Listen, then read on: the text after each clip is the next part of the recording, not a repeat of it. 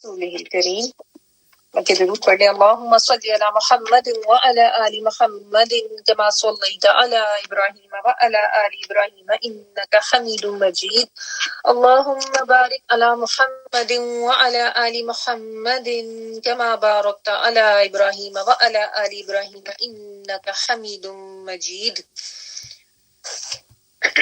أعوذ بالله من الشيطان الرجيم بسم الله الرحمن الرحيم. لاسٹ ویک ہم نے غزوہ بنو لحیان تک پڑھا تھا. غزوہ احزاب ہو گیا، اس کے بعد بنو قریظہ کا ساتھ جو معاملہ ہوا ان کے ساتھ غزوہ وہ بھی ہم نے پڑھ لیا تھا، اور اس کے بعد پھر غزوہ بنو لحیان بھی ہم نے پڑھ لیا تھا. آج جو ہم نے پڑھنا ہے وہ سریہ عیس اور ابو العاص جو ہیں یہ حضرت زینب جو نبی صلی اللہ علیہ وآلہ وسلم کی بیٹی ہیں، ان کے شوہر ہیں، ان کے اسلام قبول کرنے کا واقعہ ہے. تو سریہ عیس جو ہے یہ جمادی الاولیٰ 6 ہجری میں ہوا. اچھا یہ نا جو میرے پاس جو ورژن ہے، ہو سکتا ہے آپ کے پاس، میرے پاس جو یہ والی بک ہے تجلیات نبوت، آپ کے پاس شاید کوئی پرانا ورژن ہو یا تھوڑا سا نیا ورژن ہو. تو اس میں نا کچھ ورژنز ایسے ہیں جس میں بیچ میں سے کچھ چیزیں یعنی کچھ سریے جو ہیں ان کو ذکر نہیں کیا ہوا. تو اگر آپ کے پاس کوئی ایسا ہو تو کوئی ایسی بات نہیں ہے، یہ اصل میں بہت شارٹ ورژن ہے تو بعض چیزیں بھی ہیں اس میں سے، لیکن جو زیادہ امپورٹنٹ والی ہیں وہ سب انہوں نے لکھی ہیں. سو جسٹ ٹیلنگ یو کہ اگر آپ کے پاس کوئی اور ورژن ہے جس میں کوئی اور ٹاپک آتا ہے تو کوئی ایسی پریشانی کی بات نہیں ہے، کیونکہ بہت سارے سریے ہوتے تھے، تقریباً ہر مہینے ہی ہر کچھ دن کے بعد کچھ نہ کچھ ہوتا رہتا تھا. ٹھیک ہے. تو سریہ عیس جمادی الاولیٰ 6 ہجری میں رسول اللہ صلی اللہ علیہ وآلہ وسلم نے حضرت زید بن حارثہ رضی اللہ تعالیٰ عنہ کو، یہ نبی صلی اللہ علیہ وآلہ وسلم کے متبنہ جو تھے، یعنی جن کو لے پالک تو نہیں، مطلب ان کے غلام تھے، لیکن نبی صلی اللہ علیہ وآلہ وسلم نے ان کو آزاد کر کے اپنے بیٹا بنا لیا ہوا تھا. ان کو 170 سواروں کے ساتھ عیس کی جانب روانہ کیا. جگہ کا نام ہے یہ. مقصد شام سے آنے والے ایک قریشی قافلے کو پکڑنا تھا. ٹھیک ہے. اور مقصد بیسیکلی یہی ہوتا تھا کہ جو بھی دشمن ہے نا ان کو ذرا تھوڑا کوئی فائنینشیل نقصان دیا جائے، کیونکہ جتنا ان کو فائنینشیل سپورٹ ملتی تھی وہ ساری مسلمانوں کے اور اسلام کے اگینسٹ ہی لگتی تھی نا. تو ان کے اوپر ایک دھاک بٹھانا اور ان کو یہ بتاتے رہنا کہ ہم سب اویئر ہیں اور یہاں پہ اب ایک اسلام کی طاقت ہے، اور یہاں پہ جو ہے اب اس طریقے سے جو ہے آپ نہ تو یہ کہ کوئی اٹیک کرنے کا سوچیں اور نہ ان کو تنگ کرنے کا سوچیں. تو اپنی پریزنس شو کرنے کے لیے نا اس طرح کی، میں نے شروع میں بھی آپ کو بتایا تھا، اس طرح کے سریے نبی صلی اللہ علیہ وآلہ وسلم بھیجتے ہوتے تھے. ٹھیک ہے. سریہ میں نبی صلی اللہ علیہ وآلہ وسلم خود نہیں ہوتے تھے، چھوٹے موٹے یعنی دستے یا چھوٹے مقاصد کے لیے جو بھیجے جاتے تھے. مقصد شام سے آنے والے ایک قریشی قافلے کو پکڑنا تھا جس کے سربراہ رسول اللہ صلی اللہ علیہ وآلہ وسلم کے داماد تھے، یعنی آپ صلی اللہ علیہ وآلہ وسلم کی صاحبزادی حضرت زینب رضی اللہ تعالیٰ عنہ کے شوہر ابو العاص بن ربیع تھے. مسلمانوں نے اس قافلے کو لوگوں سمیت گرفتار کر لیا. البتہ ابو العاص ہاتھ نہ آئے، وہ سیدھا مدینہ پہنچ گئے، یعنی ان کو بچ نکلنے میں وہ کامیاب ہو گئے، ان کو بھاگنے کی جگہ مل گئی، لیکن سیدھا مدینہ ہی پہنچے وہ. ٹھیک ہے. ویسے وہ نہیں، ان کے ہاتھ نہیں آئے، بٹ آئے وہ مدینہ، مکہ نہیں گئے. کیوں آئے؟ کیونکہ ظاہرہ ان کی وائف وہاں پہ تھی. حضرت زینب رضی اللہ تعالیٰ عنہ سے انہوں نے پناہ لی اور ان سے کہا کہ وہ رسول اللہ صلی اللہ علیہ وآلہ وسلم سے یہ کہہ دیں کہ آپ قافلے کا مال واپس کر دیں. حضرت زینب رضی اللہ تعالیٰ عنہ نے سفارش کی اور آپ صلی اللہ علیہ وآلہ وسلم نے چھوٹی بڑی تھوڑی زیادہ ہر طرح کی چیز جو تھی وہ واپس کر دی تھی. ٹھیک ہے. تو اس سے یہ پتہ چلا کہ آپ صلی اللہ علیہ وآلہ وسلم ایسا نہیں تھا کہ گھر والوں کی کوئی بات بالکل سنتے ہی نہیں تھے کہ نہیں ہم نے مطلب چونکہ یہ گھر والے ہیں تو ان کے لیے کوئی آسانی ہوگی نہیں، آپ سفارش سن لیتے تھے. لیکن جو بھی فیصلے آپ صلی اللہ علیہ وآلہ وسلم کرتے تھے نا وہ اللہ سبحانہ تعالیٰ کے اذن سے، اللہ تعالیٰ کے جو فیصلوں کی حکمت ہے اس کے تحت آپ صلی اللہ علیہ وآلہ وسلم کرتے تھے. ٹھیک ہے. یعنی کوئی یہ نہ کہے کہ اب ان کو کیوں چھوڑ دیا تھا، یہ داماد تھے اس وجہ سے چھوڑ دیا تھا ان کا سامان. اور یہ بھی نہیں ہے کہ آپ دیکھیں ظاہر ہے حضرت زینب رضی اللہ تعالیٰ عنہ جو ہیں وہ تو نبی صلی اللہ علیہ وآلہ وسلم کے پاس رہ رہی تھی. یہ جنگ بدر میں بھی پکڑے گئے تھے اور پھر اسی بنا پہ چھوڑے گئے تھے کہ نبی صلی اللہ علیہ وآلہ وسلم نے کو کہا تھا کہ تم زینب کو ادھر بھیج دو، کیونکہ یہ مسلمان اس وقت نہیں ہوئے تھے، ابھی بھی مسلمان نہیں ہیں وہ ابھی تک جو ہے نا. تو کوئی ان کو تانا نہیں دیا، کوئی ان کے ساتھ ایسے کوئی ذاتی والا معاملہ نہیں کیا، نہ ہی ان کی جو وائف ہے حضرت زینب رضی اللہ تعالیٰ عنہ، انہوں نے بھی کوئی تانے نہیں دیے شور کے اب سب پتہ چلا ہے کہ تم تو مسلمان نہیں ہوئے تھے یا مجھے ادھر بھیج دیا. اور یہ تقریباً کوئی 3 سال میرے خیال میں ان کی علیحدگی رہی تھی آپس میں. بہرحال اب یہ کیوں کیا تھا اس کی بھی حکمت ابھی آپ کو آگے پتہ چلے گی. ابو الاس تجارت، مال اور امانت کے معاملے میں مکے کے چند گنے چنے لوگوں میں سے تھے. یعنی he was one of those people جن کے بارے میں یہ مشہور تھا کہ بہت زیادہ امانت دار ہیں، بہت زیادہ امانتوں کا خیال رکھتے ہیں اور کسی کی جو ہے وہ امانت میں خیانت نہیں کرتے. چنانچہ وہ اب مکہ گئے، یعنی جب ان کا سارا سامان جو تھا انہوں نے چھوڑ دیا، اور یہی ان کو بھی تھا کہ میرے پاس امانتیں ہیں، تو اس وجہ سے انہوں نے ریکویسٹ بھی کی حضرت زینب رضی اللہ تعالیٰ عنہ سے. اور نبی صلی اللہ علیہ وسلم کو بھی پتا تھا کہ یہ امانت دار ہیں، اور آپ صلی اللہ علیہ وسلم کے حسن خلق سے ظاہر ہے پھر آگے اللہ سبحانہ تعالیٰ کو تو پتا تھا نا کہ اس حکمت سے یہ مسلمان ہو جائیں گے. بہرحال وہ واپس چلے گئے مکہ، امانتیں اہل امانت کو ادا کی اور پھر مسلمان ہو گئے.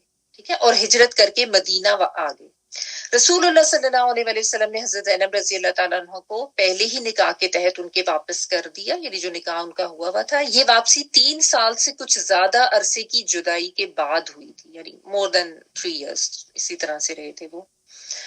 اچھا، یہ بھی جو کپل ہے نا، ان کی آپس میں بڑی محبت تھی، حضرت زینب رضی اللہ تعالیٰ عنہ اور جو یہ ابو العاص ہیں، ان کا بھی اگر آپ پڑھیں تو یعنی ایک اچھا کپل تھا جن کی آپس میں محبت تھی، پیار تھا.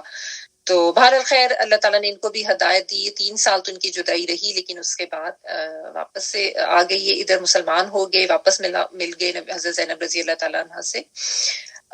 رسول اللہ صلی اللہ علیہ وسلم نے اس دوران مزید بھی کئی سرایا بھیجے جن کا دشمن کی سرکشی توڑنے، ان کی شر کی آگ بجھانے اور دور دراز علاقوں تک امن و امان پھیلانے میں بڑا اثر تھا. پھر آپ کے پاس کچھ اس طرح کی خبریں آئیں کہ آپ غزوہ بنو المستلق کے لیے تشریف لے گئے. جیسے میں نے آپ کو بتایا تھا نا کہ کچھ اور سریے بھی بیچ میں ہوتے رہتے تھے، لیکن ہر ایک سریے کو یہاں پہ جو ہے اس کی ڈیٹیلز نہیں لکھی ہوئی. تو اب جو ہے غزوہ بنو المستلق جو ہے یہ ذرا امپورٹنٹ تھا، اس لیے اس کی ڈیٹیل جو ہے وہ یہاں پہ لکھی ہوئی ہے، جو کہ شعبان 5 یا 6 ہجری میں ہوا. ڈفرنٹ اس کی ملتی ہیں تاریخیں، تو وہ بھی ہم پڑھ لیتے ہیں. غزوہ بنو المستلق یا غزوہ مریسی بھی اس کو کہا جاتا ہے. ٹھیک ہے، اور اس میں ڈیٹ میں چونکہ اختلاف ہے، شعبان 5 ہجری یا 6 ہجری، تو دونوں ہی انہوں نے لکھ دی ہے، کیونکہ ڈفرینٹ ہسٹورینس جو ہیں وہ ڈفرینٹ قسم کی ظاہر اپنی اپنی کاوشوں سے جو ان کو ڈیٹیلز ملتی تھی وہ اکٹھی کرتے تھے، تو تھوڑا بہت نا تاریخوں کا فرق ہو سکتا ہے. بنو المستلق کون تھے؟ یہ قبیلہ خزاعہ کی ایک شاخ ہے.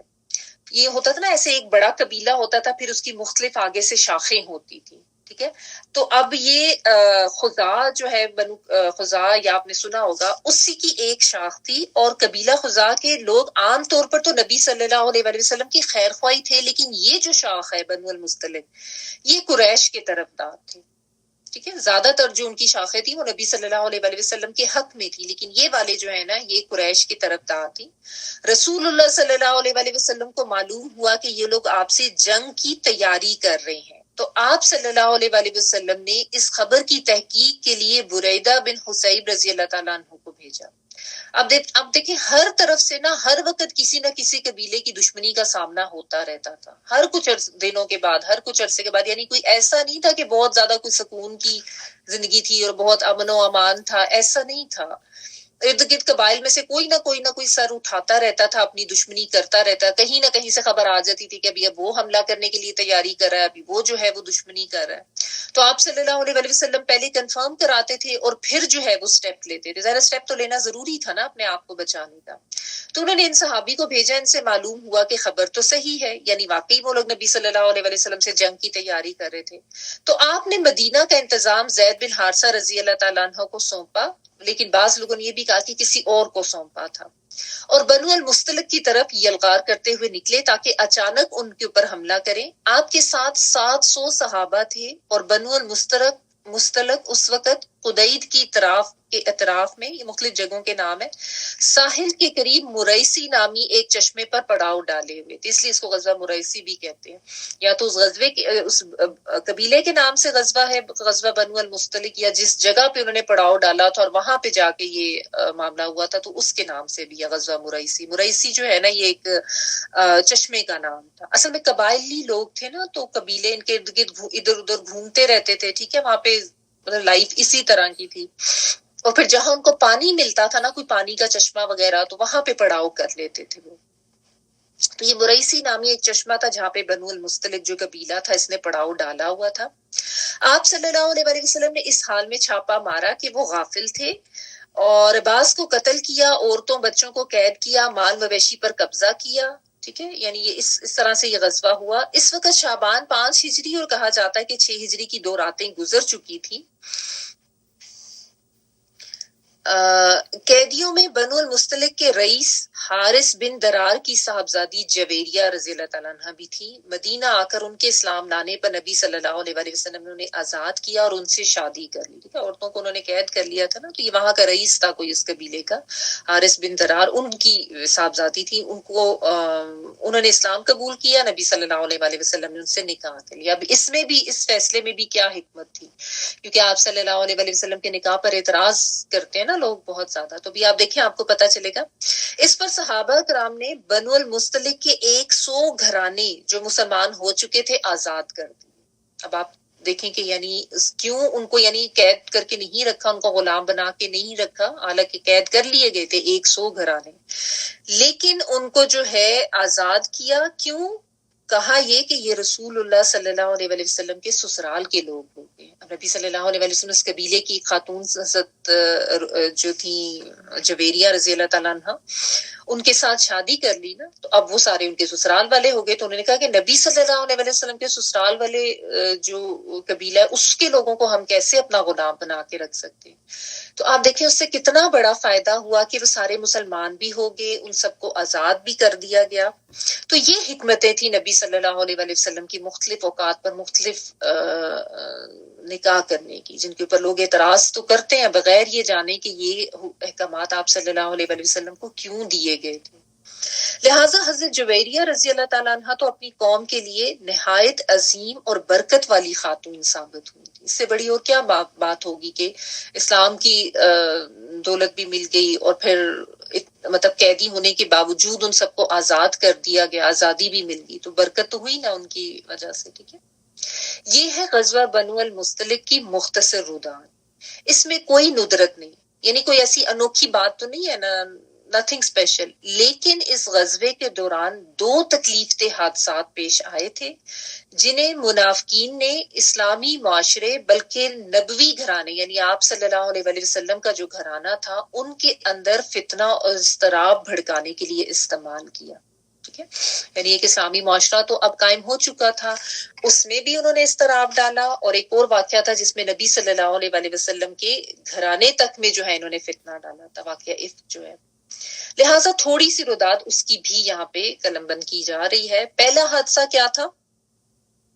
یہ عبداللہ بن ابی سے ریلیٹڈ واقعہ جو میں نے شاید ابھی ریسنٹلی آپ کو سورۃ توبہ کی جو ہم تفسیر کر رہے ہیں اس میں نے آپ کو بتایا بھی تھا. رئیس المنافقین عبداللہ بن ابی کا یہ قول کہ مدینہ پلٹ کر عزت والا ذلت والے کو نکال باہر کرے گا. یہ کیا معاملہ ہوا تھا؟ اس کا سبب یہ ہوا کہ ایک مہاجرین کے حلیف یعنی ایک مہاجروں میں سے حلیف دوست کو کہتے ہیں نا، اور ایک انصار کے حلیف میں مریسی کے چشمے پر پانی کی وجہ سے جھگڑا ہو گیا. یہی والا جو چشمہ تھا نا، کیونکہ ظاہر ہے آپ کو پتہ ہے صحرائی علاقہ تھا تو یہ پانی جو ہے ایک بہت بڑی آپ سمجھ لیں کہ دولت سمجھا جاتا تھا. تو ان پانی کے چشموں پہ جو ہے نا یا پانی کے کنووں پہ ان کے اکثر لڑائی جھگڑے ہو جاتے تھے. اب ایک مہاجر تھے اور ایک انصاری تھے. مہاجر نے انصاری کو مارا تو انصاری نے آواز لگائی یا لل انصار، ہائے انصار کے لوگوں. اس پر مہاجر نے بھی آواز لگا دی یا لل مہاجرین، ہائے مہاجروں. اب رہتے تو سب اکٹھے رہے تھے، سب مسلمان ہو چکے تھے، لیکن اب جب لڑائی ہوئی آپس میں جذبات جو ہے وہ بھڑکے اور ایک دوسرے کے اوپر غصہ آیا. تو اب آپ دیکھیں یہ جو فرقہ واریت ہے نا، دیکھیے شیطان کس طرح انسان کے پیچھے پڑتا ہے نا، کہ انسانوں کو فرقہ واریت میں ڈلواتا ہے تاکہ ان کی آپس میں پھوٹ پڑے یا آپس میں لڑائیاں کریں یا آپس میں ایک دوسرے سے لڑیں. تو اب وہ مہاجرین اور انصار کہہ کے، انصار جو ہے وہ اپنے لوگوں کو بلا رہے ہیں، وہ ایک شخص جو تھا، اور جو مہاجر تھا وہ اپنے لوگوں کو اور یہ کہہ کے بلا رہے کہ ہائے انصار ہمارے ساتھ آ جاؤ، ہائے مہاجرین تم ہمارے ساتھ آ جاؤ. یہ سن کر طرفین کے لوگ، کچھ لوگ جمع ہوئے، لیکن نبی صلی اللہ علیہ وآلہ وسلم نے سبقت کی اور فرمایا کہ میں تمہارے اندر موجود ہوں، اور پھر اس جاہلیت کی پکاری جا رہی، یعنی یہ جاہلیت کی پکار ہے. فرقہ واریت، اور فرقہ واریت کے تحت اس طریقے سے آپس میں جھگڑے کرنا، اور ایون یہ فرقوں کے ذریعے جو ہے ایک دوسرے کو نام پکارنا اور اپنے آپ کو کسی فرقے سے ثابت کر کے دوسروں کے خلاف کوئی کاروائی کرنا، یہ جاہلیت میں ہوتا تھا. تو نبی صلی اللہ علیہ وآلہ وسلم نے کہا کہ ابھی تو میں تمہارے درمیان موجود ہوں، اس کے باوجود تم یہ جاہلیت کی پکار کر رہے ہو، اسے چھوڑ دو، یہ بدبودار ہے. یعنی یہ تو ایک ناپاک گندی چیز ہے اور ایسی چیز ہے جس سے تمہیں نقصان ہوگا، تو کیوں یہ کر رہے ہو؟ چنانچہ لوگ اپنے رشد کی طرف پلٹ آئے اور واپس ہو گئے. یعنی رشد کی طرف پلٹ آئے کہ جس طرح آپ کہتے ہیں نا، لوگوں کو ایک دم عقل آ گئی یا لوگوں کو ہوش آ گیا. کیونکہ ہوتا یہ ہے نا، جب انسان غصے میں ہوتا ہے نا تو اس کو کچھ ہوش نہیں رہتی. شیطان آ جاتا ہے نا تو الٹی سیدھی باتیں انسان کرنے لگ جاتا ہے. اور وہ بجائے اس کے کہ یہ دو لڑ رہے تھے، تو ایسے میں طریقہ کیا ہونا چاہیے کہ اگر دو لوگ آپس میں لڑ پڑے ہیں تو جو دوسرے لوگ ہیں ان کو چاہیے کہ ان کی آپس میں صلح کرائیں، نہ کہ آ کے وہ دوسرے گروہ جو ہے وہ بھی آپس میں لڑنا شروع کر دیں. تو چونکہ ان میں ایک وہ قبائلی حمیت تو تھی نا، اور وہ جو ہوتا تھا اپنے حلیف کا ساتھ دینا، تو اس میں یہ لوگ یہ بھول ہی جاتے تھے کہ صحیح یا عدل کے مطابق یا انصاف کے مطابق بات کرنی چاہیے. اب اس میں بس انہوں نے یہ دیکھا کہ یہ ہمارا مہاجر بھائی ہے تو مہاجرین اس کے ساتھ ہو گئے، اور انہوں نے کہا جی یہ ہمارا انصار بھائی ہے تو انصاری جو تھے وہ سارے اس کے ساتھ. حالانکہ آپ نے یہ بھی پڑھا کہ کتنی زیادہ محبت ان کی آپس میں ہو گئی تھی اور کتنا زیادہ ایک دوسرے کا خیال کرتے تھے، اور کیسی کیسی قربانیاں انہوں نے دی تھی. یعنی اسلام نے تو آ کے اتنا زبردست ان کے درمیان بھائی چارہ قائم کیا تھا، اور بہت ان لوگوں کی، انصاری جو لوگ ہیں ان کی بہت نبی اللہ سبحانہ تعالیٰ نے بھی بہت تعریف کی ہے. نبی صلی اللہ علیہ وآلہ وسلم کی طرف سے بھی ان کی تعریف ملتی ہے کیونکہ انہوں نے بہت سیکریفائس کیا تھا. لیکن شیطان تو چونکہ ہر وقت اس طاق میں رہتا ہے نا کہ کہیں پہ اس کو کوئی موقع ملے وہ لوگوں کو آپس میں لڑوائے، جھگڑا کروائے، ایک دوسرے کے ساتھ دشمنیاں پڑوائے، ایک دوسرے کے ساتھ دل برے کرے. اور یہی کیا شیطان نے یہاں پہ. اور باقی بھی جو لوگ تھے ان کی بھی عقلیں جو ہیں ایک دم آپ کہہ رہے ہیں کہ ان کے اوپر پردہ آ گیا، اور اپنے اپنے حلیفوں کے ساتھ شامل ہو کے آپس میں لڑائی جھگڑا انہوں نے شروع کر دیا. ایسا خاندانوں میں بھی ہو جاتا ہے نا کہ دو لوگ آپس میں لڑے. اب ایسے میں ہونا تو یہ چاہیے کہ خاندان کے باقی لوگ اس معاملے کو ختم کرانے کی کوشش کریں، نہ کہ ایک پارٹی ایک طرف ہو جائے، دوسری پارٹی دوسری طرف ہو جائے، اور پھر دونوں جو ہیں وہ آپس میں بالکل ہی جنگ پہ اتر آئیں. اور ایسے میں پھر ہوتا کیا ہے کہ جو لوگ بیچ میں سے جو ویسے ہی کوئی کسی قسم کا حسد یا کوئی غلط جذبات رکھتے ہوتے ہیں نا، وہ فائدہ اٹھاتے ہیں. تو یہاں پہ بھی دیکھیں کہ کیا ہوا. اس غزوے میں منافقین کی ایک جماعت بھی ساتھ تھی. عموماً تو منافقین ساتھ جاتے نہیں تھے نا، لیکن یہاں پہ ساتھ تھی ایک جماعت جو اس سے پہلے نہیں نکلی تھی. ان کے ساتھ ان کا سردار عبداللہ بن ابی تھا. آپ دیکھیں نا، عبداللہ بن ابی جیسا منافق ساتھ ہو اور اس طرح کی بات ہو جائے تو اس کو تو بڑا فائدہ ملے گا نا. جو اس طرح کے شر پسند لوگ ہوتے ہیں نا، وہ اس طرح کے معاملات میں بہت زیادہ پھر فائدہ اٹھاتے ہیں. وہ جب دیکھتے ہیں کہ دو گروہ آپس میں لڑ رہے ہیں، اب یہ تیسرا گروہ جس کو دشمنی ہے ان سے، یہ تو کافر تھے اصل میں، منافق تھے، تو یہ انہوں نے کہا کہ ان کو آپس میں اور لڑایا جائے. تو یہی ہوتا ہے کہ نقصان جو ہے نا آپس میں لڑائی جھگڑے کا، کہ دوسرے جلنے والے یا حسد کرنے والے یا دشمنی رکھنے والے لوگ فائدہ اٹھا لیتے ہیں. بہرحال ان کا سردار عبداللہ بن ابی بھی ساتھ تھا. اس کو خبر ہوئی تو وہ غصے سے بھڑک اٹھا اور کہنے لگا اچھا تو انہوں نے یہ حرکت کی ہے، یہ ہمارے ہی علاقے میں، یعنی یہ مہاجرین کے خلاف یہ بات کر رہے ہیں. یہ عبداللہ بن ابی یہی کا ہے نا، تو اب یہ خلاف بات کر رہے ہیں مہاجرین کے کہ یہ ہمارے ہی علاقے میں ہمارے حریف اور مد مقابل ہو گئے. حریف جو ہے وہ دشمن کو کہتے ہیں جس میں رے ہوتی ہے، حلیف جو ہے وہ دوست کو کہتے ہیں جس میں لام ہوتا ہے، جو آپ نے پہلے پڑھا۔ تو اس نے کہا کہ یہ مہاجرین جو ہیں ہمارے ہی دشمن بن کے ہمارے ہی مقابلے میں ہو گئے، یعنی کہ ہمارے ہی گھر کے اندر، یعنی ہیں تو یہ باہر سے آئے ہوئے ہیں اور اب ہمیں ہی آنکھیں دکھا رہے ہیں۔ اس طرح کی بات اس نے کرنی شروع کی تاکہ لوگوں کے جذبات اور زیادہ بڑھیں۔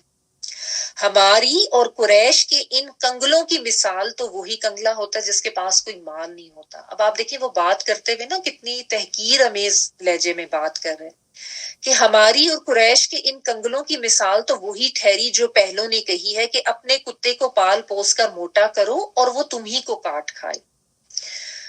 تو یہ ہوتا ہے نا اس طرح کے پھر جو حاسد اور دشمنی رکھنے والے لوگ ہوتے ہیں، وہ ظاہر ہے ان میں ایک تو یہ کہ کوئی اخلاقیات بھی نہیں ہوتی، وہ برے الفاظ بھی استعمال کرتے ہیں۔ اب یہ تو منافق تھا، کافر تھا، اس کو تو بہت دشمنی تھی نبی صلی اللہ علیہ وسلم سے، کیونکہ اس کے سر پہ تاج پہنایا جانا تھا اور پھر نبی صلی اللہ علیہ وسلم امام بن گئے، اور پھر اس کو اسلام سے بھی بہت دشمنی تھی، لیکن اوپر سے اس نے لبادہ اسلام کا اوڑھ لیا تھا تاکہ میں ان کے ساتھ جو ہے ان کی ہمدردیاں لے سکوں اور اندر اندر سے ان کی جڑیں کاٹوں۔ تو اب اس نے کہا کہ دیکھو یہ تو کنگلے لوگ، کنگلے یعنی یہ تو جب ظاہر ہے جب وہ ہجرت کر کے آئے تھے تو اپنا سارا مال تو وہاں چھوڑ کے آئے تھے نا، ساتھ تو ان کے کوئی مال نہیں تھا، تو سب غریب غربا تھے، اسی لیے تو انصار نے پھر اتنی زیادہ قربانیاں دی اور اپنے مالوں میں گھروں میں ان کو حصہ دیا، کاروبار میں حصہ دیا۔ تو اس نے کہا کہ یہ تو کنگلے لوگ تھے اور یہ تو وہی مثال ہوگی جو ہمیشہ سے ہم لوگوں سے سنتے آ رہے ہیں۔ ایک مثال ہے نا کہ آپ اپنے کتے کو پال پوس کے موٹا کرو اور جب اس کو موقع ملا تو اس نے اپنے مالک کو ہی کاٹ دیا۔ تو اس نے اس طریقے کی بری مثال دے کے بات کی۔ اب یہ اصل میں نا انصاریوں کو بھڑکا رہا ہے ان مہاجرین کے خلاف۔ وہ کہہ رہا سنو واللہ اب ہم مدینہ واپس ہوئے، کیونکہ یہ مدینہ سے باہر ہے نا، مریسی کے چشمے پر اسی بنو مستلق کے لیے نکلے ہوئے ہیں۔ اب ہم جب مدینہ واپس ہوئے تو ہم میں سے عزت والا ذلت والے کو نکال باہر کرے گا، یعنی اس نے پہلے ہی لوگوں کو یہ بھڑکا دیا کہ مدینہ چلو اور ان کا کام تمام کرو، ان سارے مہاجرین کو باہر سے نکالو۔ عزت والے سے مراد اس نے اپنے آپ کو لیا اور ذلت والے سے مراد رسول اللہ صلی اللہ علیہ وسلم، یعنی نبی صلی اللہ علیہ وسلم اور یہ سارے مہاجرین، کیونکہ یہ سب ہجرت کر کے آئے تھے نا۔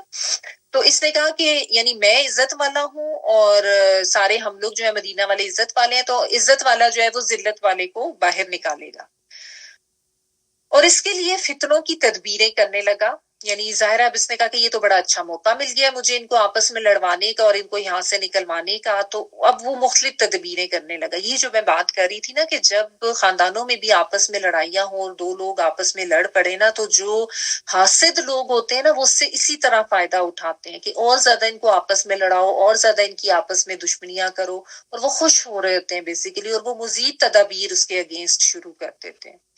تو یہ جو فتنہ فساد یا آپس میں جو لڑائی جھگڑے، یہ چیزیں دیکھیں کس طرح انسانوں کو کمزور کرتی ہیں، اور یہ بہت ناپسندیدہ ہے۔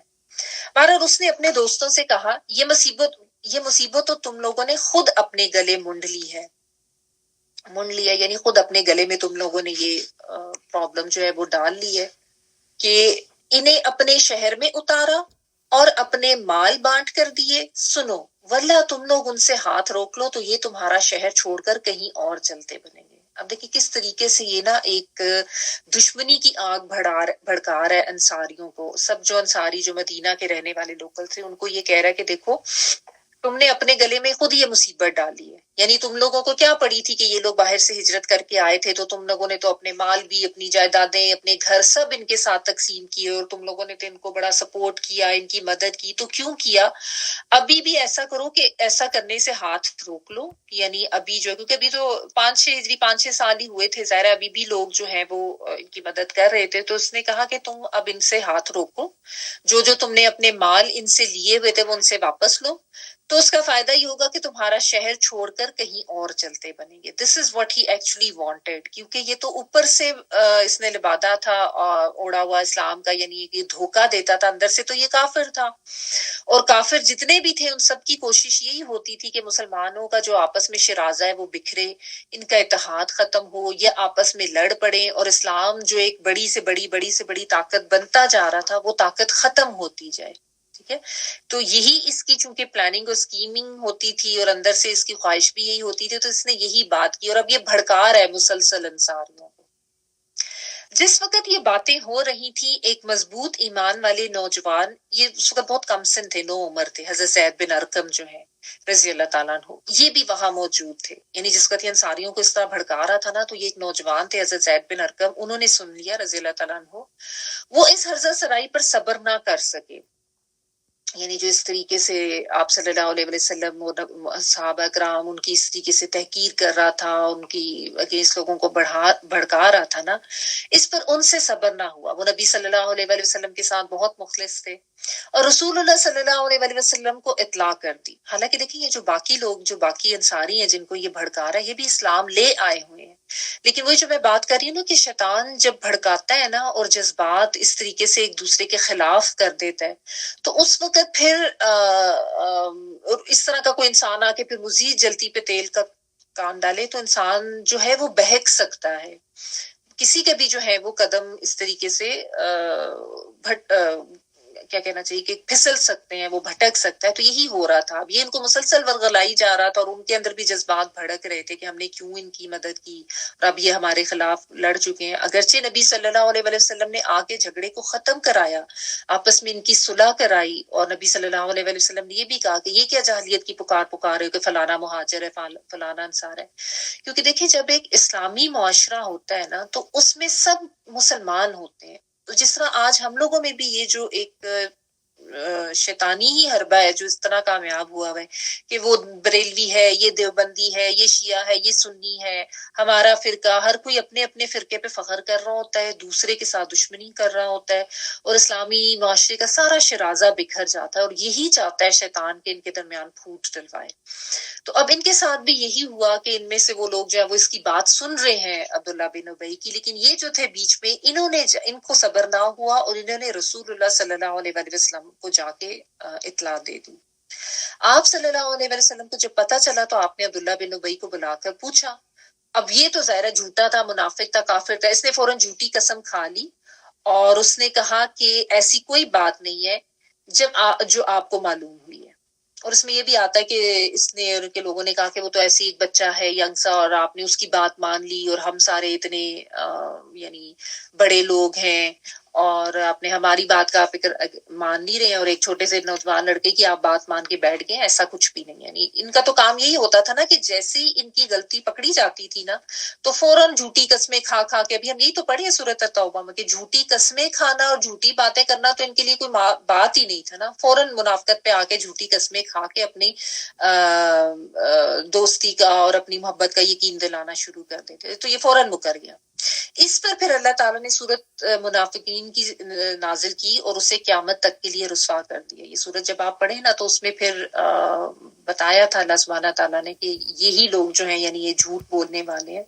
تو اس میں پھر اس میں یہ بھی آتا ہے واقعے میں کہ حضرت زید بن ارقم جو ہے نا وہ ان کو جب نبی صلی اللہ علیہ وسلم، ظاہر نبی صلی اللہ علیہ وسلم عالم الغیب تو نہیں تھے، اور یہ چونکہ کم سن تھے، اور وہ عبداللہ بن ابی اور اس کے ارد گرد کے سارے اور لوگ جو تھے اس کے ساتھی وہ اکٹھے ہو گئے اور اس کا ساتھ دینے لگ گئے.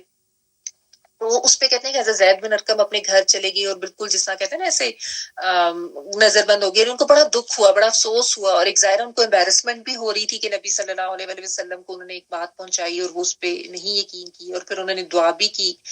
تو خیر اللہ سبحانہ تعالیٰ کی طرف سے پھر اس معاملے کو کھول دیا گیا تھا. تو پھر اللہ تعالیٰ نے اس کو رسوا بھی کیا تھا. اور اس منافق کا پھر جو ان کے جو صاحبزادے جن کا ان کا نام بھی عبداللہ ہی ہے، اور میں آپ کو یہ کئی دفعہ بتا چکی ہوں، یہ عبداللہ ہی نام تھا. عبداللہ بن ابی ان کا نام تھا. تو یہ عبداللہ بن ابی کے بیٹے جو تھے یہ مسلمان ہو گئے تھے اور بہت خالص، بہت مخلص مومن تھے. اب دیکھیں بس اللہ سبحانہ تعالیٰ کی حکمتیں، اور یہ جو میں آپ کو بتاتی ہوں نا کہ یہ لوگ اس طریقے سے بھی ان کو بڑی ایک تکلیف رہتی تھی کہ اپنی اولادیں ان کے نہ صرف مسلمان ہو گئی تھی بلکہ ان کے خلاف تلواریں لے کے کھڑی ہوئی تھی. تو یہی معاملہ اس کے ساتھ بھی ہوا. اس منافق کے صاحبزادے جن کا نام بھی عبداللہ تھا خالص مومن تھے. انہیں علم ہوا تو تلوار لے کر مدینہ کی گزرگاہ پر کھڑے ہو گئے اور اپنے باپ منافقوں کے سردار، رئیس المنافقین کا مطلب ہی ہوتا ہے منافقین کا سردار، اس سے کہا کہ واللہ جب تک رسول اللہ صلی اللہ علیہ وسلم اجازت نہ دیں تو تم یہاں سے آگے نہیں بڑھ سکتے، کیونکہ وہ عزت والے ہیں اور تم ذلیل ہو. اب دیکھیے اس سے بڑی ذلت اور رسوائی اس کے لیے کیا ہوگی کہ اپنا سگا بیٹا تلوار لے کے کھڑا ہو گیا، اور جو جملہ اس نے بولا تھا نا کہ جب ہم مدینہ جائیں گے تو عزت والا ذلت والے کو نکال دے گا، تو اللہ سبحانہ تعالیٰ نے کیسے اس معاملے کی ایک آپ کہہ دیں کہ اس کے سامنے اس معاملے کو اس طریقے سے اللہ تعالیٰ نے پیش کیا کہ واقعی عزت والے تو وہی ہے نا جو ایمان والے ہیں، جو اللہ اور اس کے رسول پر ایمان رکھتے ہیں اور ان کا ساتھ دیتے ہیں۔ تو اب آپ دیکھیں کہ اس کا معاملہ اس کے ساتھ کیسا ہوا کہ اپنا بیٹا مدینہ کے گزرگاہ پہ تلوار لے کے کھڑا ہو گیا اور کہہ رہا ہے کہ وہ عزت والے ہیں اور تم ذلت والے ہو، تو میں تو تمہیں اندر داخل ہی نہیں ہونے دوں گا، یعنی اندر داخل ہوئے تو میں تمہیں قتل ہی کر دوں گا، اگر نبی صلی اللہ علیہ وسلم اجازت دیں گے تو تم داخل ہو گئی، کیونکہ وہی اصل عزت والے ہیں۔ یہ وہی جو نبی صلی اللہ علیہ وسلم کی حدیث ہے نا کہ تم میں سے اس وقت تو کوئی کامل مومن نہیں ہو سکتا جب تک میں اسے اس کے والدین، اس کی اولاد اور تمام لوگوں سے بڑھ کر عزیز نہ ہو جاؤں۔ تو یہ جو ایمان والے تھے جب یہ ایمان لاتے تھے تو ان کا یہی معاملہ ہوتا تھا کہ بس اللہ اور اس کا رسول اور ان کے احکامات اور دین اسلام، یہ چیزیں ان کو اس دنیا کی ہر چیز سے بڑھ کر ہو جاتی تھی، اور جو بھی اللہ اور اس کے رسول کے دشمن ہوتے تھے، خواہ وہ والدین بھی ہوتے تھے، تو ان کو یہ اپنا دشمن ہی کنسیڈر کرتے تھے۔ ٹھیک ہے نا؟ اس میں یہ یاد رکھنا چاہیے کہ اللہ اور رسول کے دشمن جب ایسے مقابلے پر آ جائیں تو ظاہر ہے اللہ اور اس کے رسول کے لیے ان کے ساتھ پھر دشمنی ہی کی جائے گی، لیکن عام حالات میں ان کے ساتھ چاہے وہ رشتہ دار ہیں یا والدین ہیں تو ان کے ساتھ حسن سلوک رکھا جائے گا، یعنی اولاد کے لیے والدین کے ساتھ حسن سلوک کرنا ہے۔ ہاں اگر وہ اس قسم کی کوئی بات کریں اللہ رسول کے خلاف جانے والی، تو اس میں ظاہر ہے پھر تلوار ان کے اگینسٹ ہی اٹھائی جائے گی، جب وہ جو ہے اس طریقے سے اللہ اور رسول کے خلاف کھڑے ہوں گے، تلواریں اٹھائیں گے، تو پھر یہ معاملہ ہوگا۔ عام حالات میں ان کے ساتھ حسن سلوک رکھا جائے گا، یہ نہیں کہ آپ عام حالات میں بھی جو والدین اگر کسی کے جیسا ہوتا ہے نا، وہ ریورٹس بھی ہوتے ہیں، اب ان کے والدین جو ہیں ان کے ساتھ ظاہر وہ مسلمان نہیں ہوتے، بچے مسلمان ہو جاتے ہیں، تو اس میں کوئی حسن خلق کرنے سے روکا نہیں گیا، وہ تو کرنا ہی ہے۔ بہرحال واللہ جب تک رسول اللہ صلی اللہ علیہ وسلم اجازت نہ دے تم یہاں سے آگے نہیں بڑھ سکتے، کیونکہ وہ عزت والے ہیں اور تم ذلیل ہو۔ یہ اس کا جو ایک سینٹنس ہے وہ یہاں پہ لکھا گیا ہے۔ رسول اللہ صلی اللہ علیہ وسلم کو اس کا علم ہوا تو آپ صلی اللہ علیہ وسلم نے کہلوا بھیجا کہ اجازت دے دو، چنانچہ انہوں نے راستہ چھوڑ دیا، اور اس حکمت سے کیا فائدہ ہوا کہ یہ فتنہ جو ہے وہ ختم ہو گیا۔ یعنی نبی صلی اللہ علیہ وسلم اگر اس وقت یہ حکم نہ دیتے تو اس وقت پھر ظاہر ہے وہ ادھر ہی ایک فتنہ، بھی تو ایک غزوے سے واپس آ رہے تھے، تو آپ صلی اللہ علیہ وسلم نے جو میں نے ابھی بات کی نا کہ جو آپ احکامات دیتے تھے حکمت کے تحت ہوتے تھے کہ تاکہ مزید آگے جو سچویشنز ہیں وہ ایگریویٹ نہ ہو، وہ خراب نہ ہو، اور جس معاملے کو اچھے طریقے سے سلجھایا جا سکتا ہے اس کو سلجھایا جائے۔ تو آپ صلی اللہ علیہ وسلم نے اس وقت یہی حکم دیا کہ تم ان کو اندر آنے دو۔ آپ صلی اللہ علیہ وسلم تو ظاہر ہے جو آپ کا اخلاق اور جو آپ کی نرمی تھی، اسی لیے تو جو بھی ہم سورۃ توبہ میں پڑھ رہے ہیں نا کہ اللہ سبحانہ تعالیٰ کی طرف سے آپ کو بتایا جاتا تھا کہ اب ان سے سختی کریں، اب ان سے نرمی نہ کریں۔